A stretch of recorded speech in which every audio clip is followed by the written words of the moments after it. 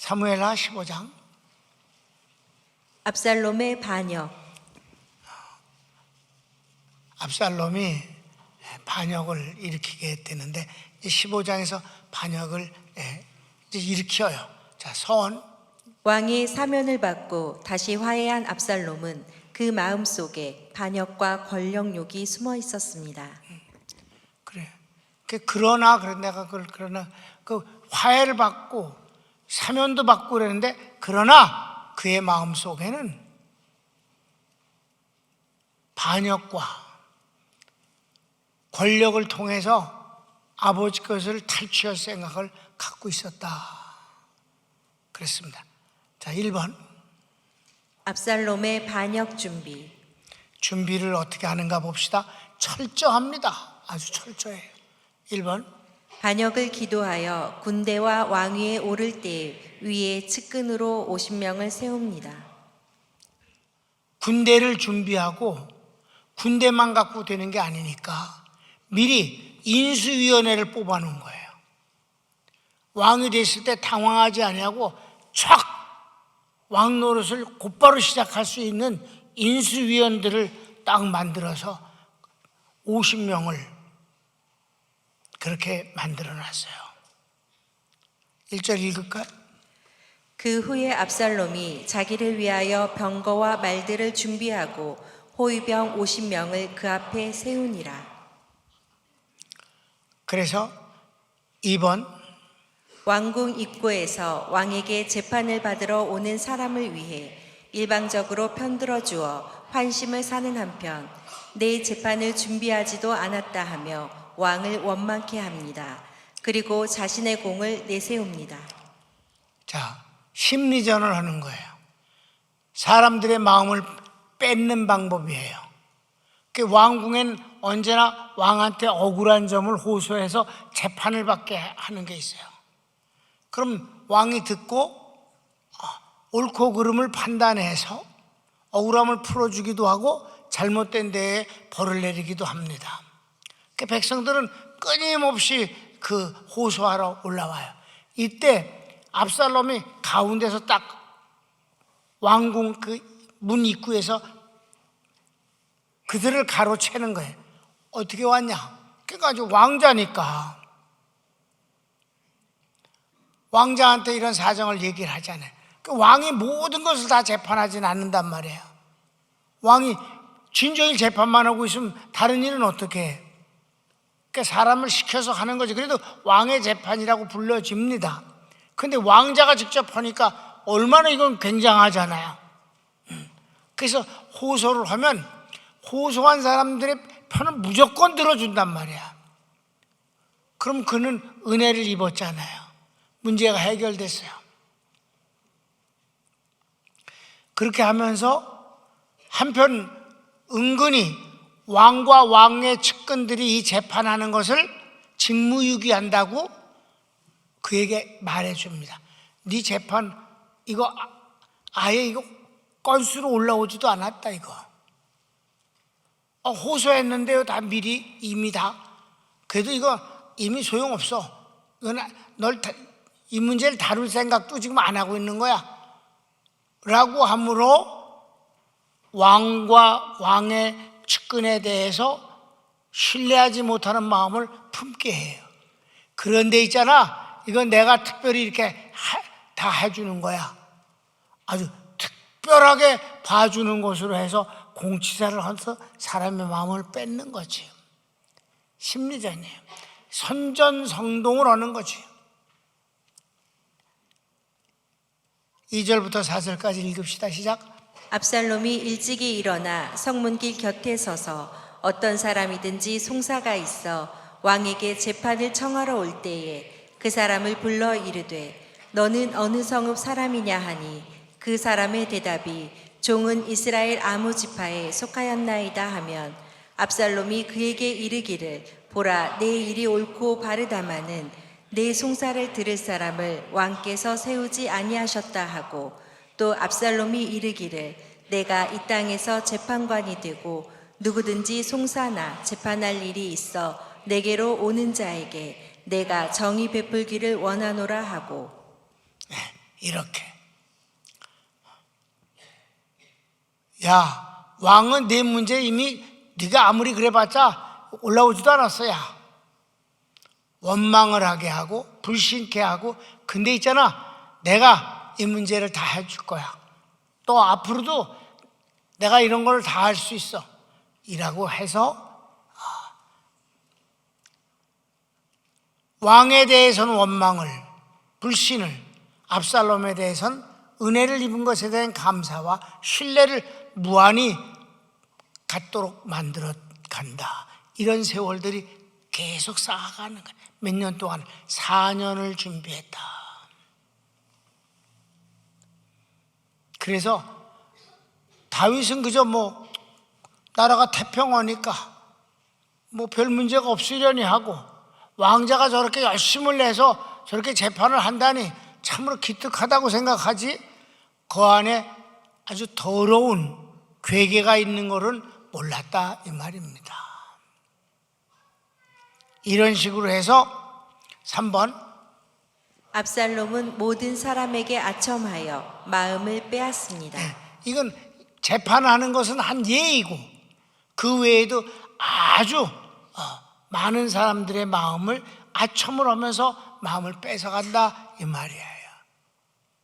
그런데 반역을 일으킨다는 건 아무도 생각할 수 없었어요. 그냥 진짜 왕자가 너무 잘한다. 왕이 시퍼렇게 있는데 다윗은 굉장한 나이가 늙은 것도 아니고, 그러니까 그 누구도 반역이 일어나리라고는 꿈에도 생각을 안 하는 거죠. 압살롬만 그렇게 생각하는 거지, 반역을 일으킬 때도 아주 감쪽같이 합니다. 자, 성경을 5절 6절을 볼까요? 사람이 가까이 와서 그에게 절하려 하면 압살롬이 손을 펴서 그 사람을 붙들고 그에게 입을 맞추니, 이스라엘 무리 중에 왕께 재판을 청하러 오는 자들마다 압살롬의 행함이 이와 같아서 이스라엘 사람의 마음을 압살롬이 훔치니라. 왕자이니까 절을 하면 그럴 거 없다고 그러고 일으켜서 막 끌어안고, 그 입을 맞춘다는 말은 뺨으로라 이렇게 하는 그런 인사를 하는 거예요. 그러니 왕자가 이렇게까지 동등하게 사람을 대해주면서 이렇게 하니까 이렇게 마음을 빼앗았다 이 말이에요. 그런 세월이 이제 많이 흘러요. 큰 2번, 압살롬이 스스로 왕이 되어 선포합니다. 아주 그냥 전광석화처럼 이게 이루어지는데, 사실은 이렇게 4년을 해서 사람의 마음을 많이 뺏었어요. 그 뒤 이제 이쯤 되면 디데이가 될 수 있겠다라고 생각을 하는 거지. 가르치기 1번, 4년 후 압살롬이 다윗 왕에게 과거 하나님께 서원한 것을 갚도록 헤브론에 보내달라 합니다. 하나님을 섬기겠다고 거짓말합니다. 다윗 왕이 허락하여 헤브론에 갑니다. 이는 하나님도 파는데 조금도 주저하지 아니하고 거짓말로 하나님을 팔아 다윗을 속입니다. 다윗이 하나님 앞에 서운한 것을 갚겠다고 하나님의 일이라고 그러니까 얼마나 기특하고 좋겠어요. 가라, 그럼 가야지. 네가 서운한 기도가 있었다니, 그래 지금 내가 그걸 하나님 앞에 갚아서 섬기겠다고 하니 기특하다, 가라. 이게 바로 반역을 시행하는 일이었어요. 자, 성경을 읽을까? 4년 만에 압살롬이 왕께 아뢰되 내가 여호와께 서원한 것이 있사오니 청하건대 내가 헤브론에 가서 그 서원을 이루게 하소서. 당신의 종이 아람 그술에 있을 때에 서원하기를 만일 여호와께서 반드시 나를 예루살렘으로 돌아가게 하시면 내가 여호와를 섬기리이다 하였나이다. 왕이 그에게 이르되 평안히 가라 하니 그가 일어나 헤브론으로 가니라. 그러니까 철저하고 치밀하며 은밀하고 그리고 오랫동안 준비를 잘했다. 머리가 명석하다. 2번, 압살롬이 이스라엘 모든 지파에게 서신을 보내어 이르기를 압살롬이 헤브론에서 이스라엘 왕이 되었다고 선포하게 합니다. 때 초청받은 200명은 아무런 내용도 알지 못한 채 예루살렘에서 헤브론으로 갑니다. 하나님 앞에 큰 제사를 지내겠다고 한 거예요. 압살롬의 헤브론으로 사람들을 불러 모으는 명분은 제사를 지내는 거예요. 하나님 앞에 제사를 크게 지낸다. 내가 하나님 앞에 서원한 것을 갚기 위해서다. 그러니까 왕자가 초청을 하고 그렇게 벌써 여러 해 동안에 우선 압살롬이 뭐가 뛰어나요? 용모가 뛰어나잖아. 잘생겼고 말도 잘하고 똑똑하고 사람의 마음을 산다 이 말이에요. 최고 인기 스타지. 왕은 뭐 무한한 능력과 다윗 왕은 제쳐놓고 그 다음엔 압살롬이었지. 근데 압살롬이 초청을 하니까 그 영광을 거절할 수가 없잖아요. 그러니까 예루살렘에 있는 아주 중요한 사람들이 200명이나 초청받고 그 제사를 지낸다고 하니까 몰려간 거예요. 반역이 있을 줄 몰란 거예요.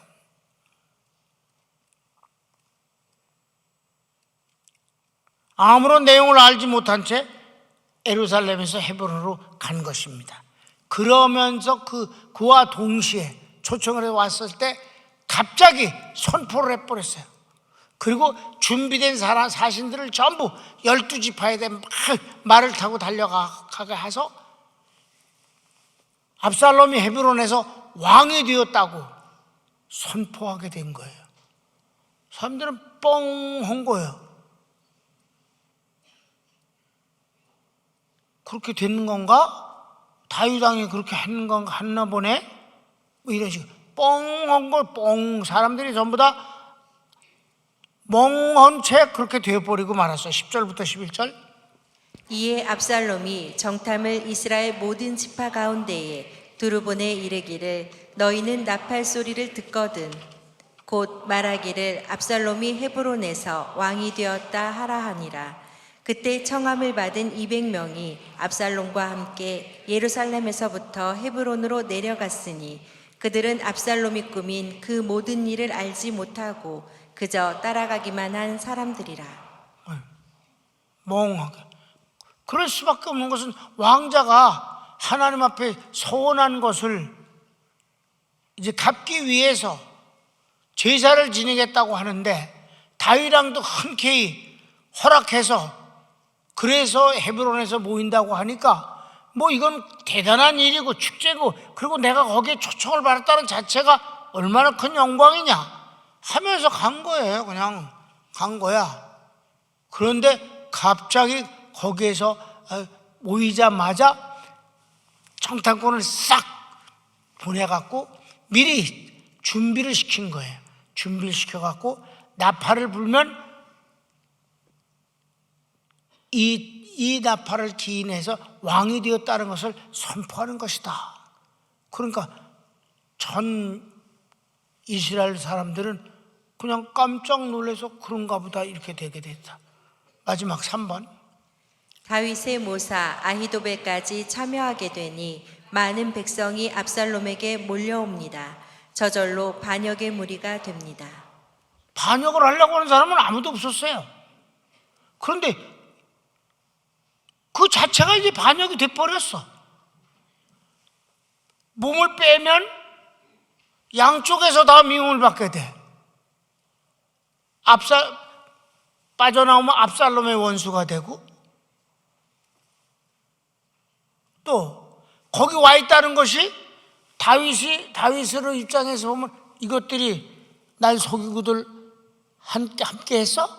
그러니까 이러지도 저러지도 못하는 입장이 돼버려서 저절로 반역자가 돼버리는 형국을 만든 것이 압살롬의 계교예요. 너희들 다시 다윗에게 가봤자 너희들은 변절자일 뿐이야. 왔었잖아. 헤브론에 다 왔었잖아. 나한테 왔었잖아. 다. 이게 참 사람 이런 걸 가리켜서 사람 환장한다고 그러는 거예요. 머리가 너무 좋아. 그지? 압살롬이. 이게 바로 압살롬의 반역의 내용입니다.